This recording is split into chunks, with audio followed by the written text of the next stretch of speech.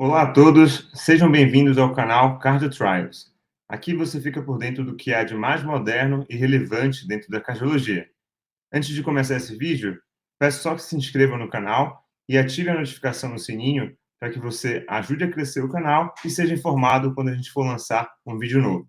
Olá a todos, meu nome é Thiago Scudler e hoje vamos falar um pouquinho sobre o Syntax Score e as falácias relacionadas à aplicação desta ferramenta na prática clínica.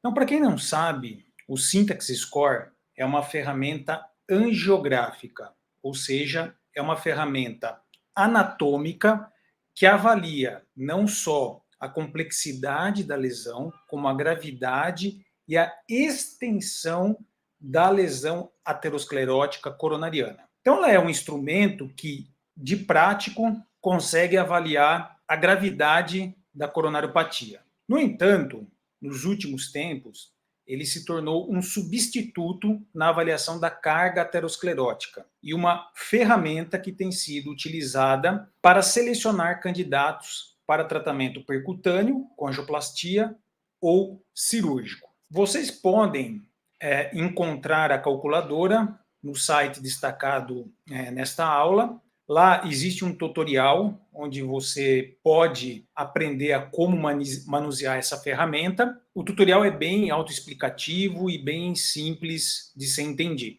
Pois bem, vamos à parte prática, né? A primeira grande falácia relacionada ao Syntax Score é o processo de dicotomizar de forma simplificada o padrão da circulação coronariana em dominância direita ou esquerda. O que eu quero dizer com isso? Por exemplo, vamos imaginar a artéria coronária direita. Não é possível simplesmente dicotomizar a coronária direita de acordo com o seu tamanho em uma artéria dominante ou não dominante.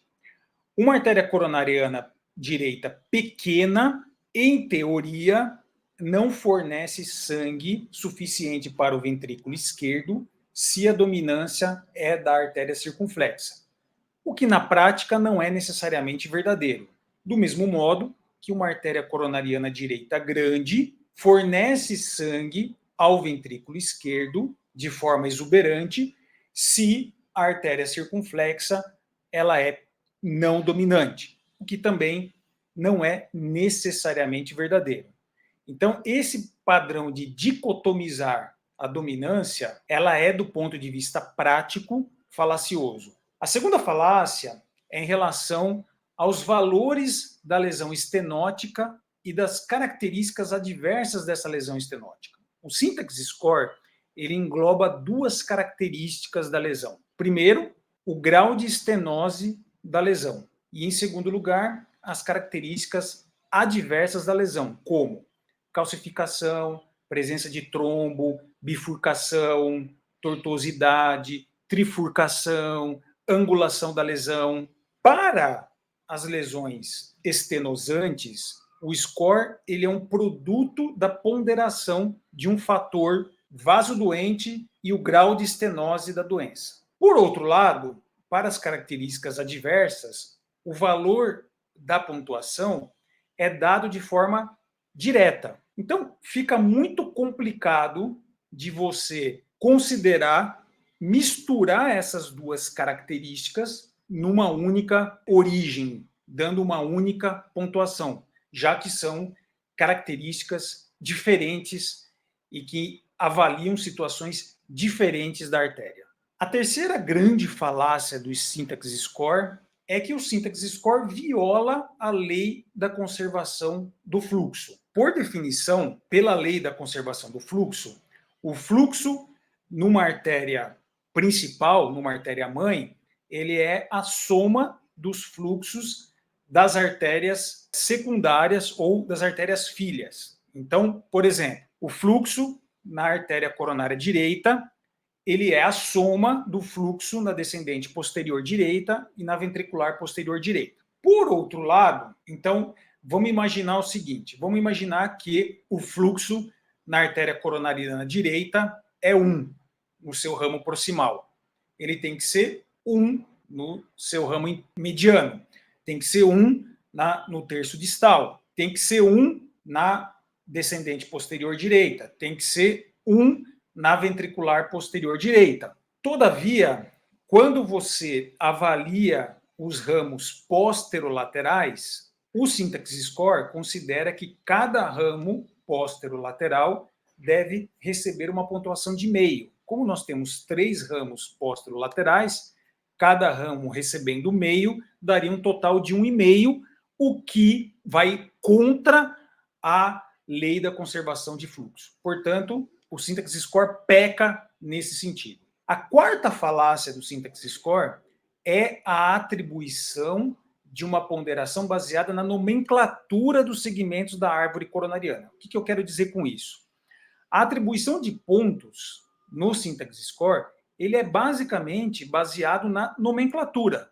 Então, por exemplo, um ramo diagonalis, ele recebe uma pontuação X independente do tamanho, da importância desse ramo, o que na prática não é verdadeiro.